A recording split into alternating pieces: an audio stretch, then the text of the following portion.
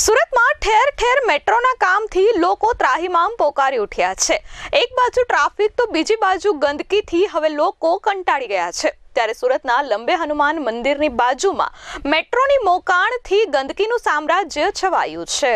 Super સ્વચ્છ લીગમાં સુરત શહેરને આ વખતે પ્રથમ ક્રમ મળ્યો છે, પરંતુ વરવી વાસ્તવિકતા પણ કંઈક અલગ જ બતાવી રહી છે। સુરતના લંબે હનુમાન મંદિરની બાજુમાં મેટ્રોની મોકાણ સામે આવી છે। મંદિરની આસપાસ કચરા અને ગંદકી સાથે કીચડના ગંજ જામ્યા છે। શ્રદ્ધાળુઓએ ગંદકીમાંથી પસાર થઈ ભગવાનના દર્શન સુધી પહોંચવું પડે છે। ગંદકી અંગે જવાબદાર મેટ્રોના અધિકારીઓની ઉદાસીનતાથી શ્રદ્ધાળુઓ પરેશાન થયા હોવાનું સામે આવ્યું છે।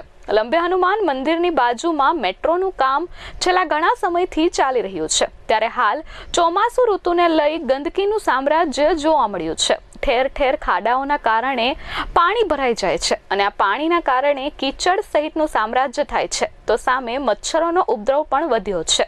આ અંગે મંદિરના પૂજારીઓ દ્વારા જણાવાયું હતું કે અનેક વખત રજૂઆત કરવા છતાં પરિણામ શૂન્ય છે। ગંદકી અંગે જવાબદાર મેટ્રોના અધિકારીઓની ઉદાસીનતાથી અહીં આવતા શ્રદ્ધાળુઓ પરેશાન થાય છે। અનેક વખત રજૂઆત કરવા છતાં કોઈ નિરાકરણ આવ્યું નથી। મંદિરમાં શ્રાવણ માસ અને દર શનિવારે મોટી સંખ્યામાં શ્રદ્ધાળુઓ પહોંચે છે। શ્રદ્ધાળુઓની આસ્થાનો ભંગ થતો હોવાની રાવ કરવા છતાં એક પણ વખત અહીં કામગીરીમાં સુધારો થયો નથી। Bureau report S24 news Surat.